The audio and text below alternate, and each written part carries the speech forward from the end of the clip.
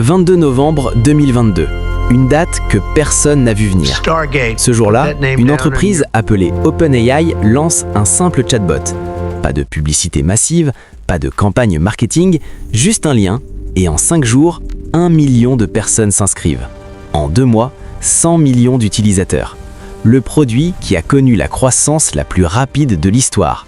Plus rapide qu'Instagram, plus rapide que TikTok, plus rapide que tout ce qui a existé avant. Son nom, ChatGPT. Et aujourd'hui, il a changé la façon dont l'humanité travaille, apprend, crée. Mais voilà ce que personne ne te dit. Cette révolution n'était pas planifiée. Elle est née d'un échec, d'une peur et d'une course contre la montre. Retour en arrière. 2015, San Francisco. Un groupe de visionnaires se réunit autour d'une table. Elon Musk, Sam Altman, des chercheurs brillants. Ils ont tous la même obsession, l'intelligence artificielle. Mais ils ont un problème. Google domine. Facebook investit des milliards. Les géants de la tech sont en train de verrouiller cette technologie, de la garder pour eux, de la contrôler. Ces hommes ont peur. Peur qu'une seule entreprise possède l'IA la plus puissante du monde.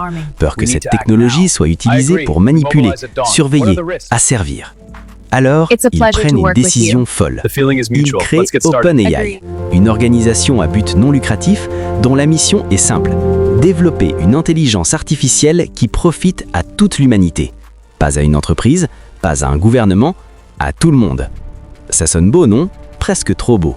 Parce que très vite, la réalité les rattrape. Développer une IA coûte une fortune, des centaines de millions de dollars, des serveurs par milliers, des chercheurs parmi les meilleurs au monde. Et OpenAI n'a pas cet argent. Alors en 2019, ils font un virage radical. Ils abandonnent le statut non lucratif, ils créent une structure hybride, à profit plafonné. Traduction, ils acceptent des investissements, mais avec une limite. Les profits ne peuvent pas exploser à l'infini. L'idée, c'est de garder la mission intacte tout en ayant les moyens de survivre. Microsoft arrive avec un chèque d'1 milliard de dollars, puis 10 milliards. OpenAI a désormais les ressources, mais ils ont aussi la pression. Parce que Microsoft ne donne pas cet argent par charité. Ils veulent des résultats. Vite. Les équipes d'OpenAI se mettent au travail. Ils créent GPT-1, puis GPT-2. Des modèles de langage impressionnants, mais encore limités. Puis arrive GPT-3 en 2020, et là, tout change. GPT-3 peut écrire comme un humain. Il peut coder, il peut traduire, il peut résumer. Il comprend le contexte, les nuances, l'humour. Les chercheurs sont sidérés. Mais il y a un problème.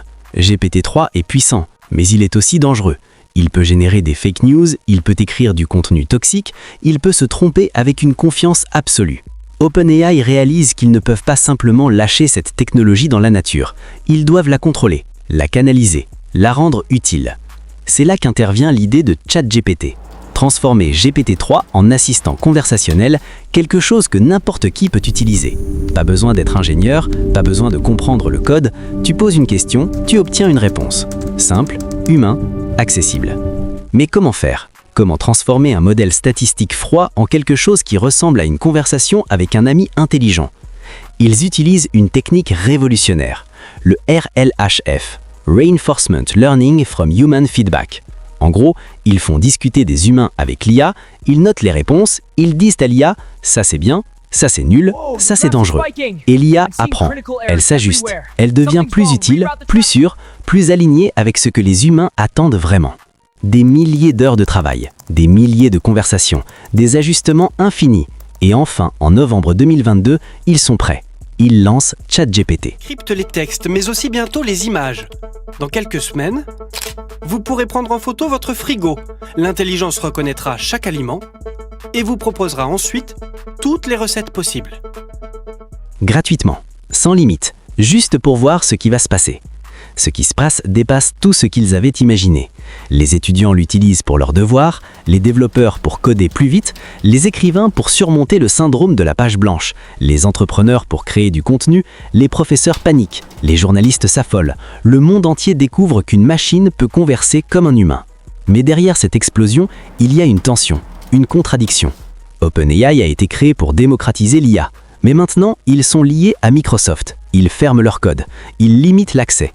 Elon Musk, un des fondateurs, les accuse d'avoir trahi leur mission. Il quitte l'organisation. Il les poursuit même en justice.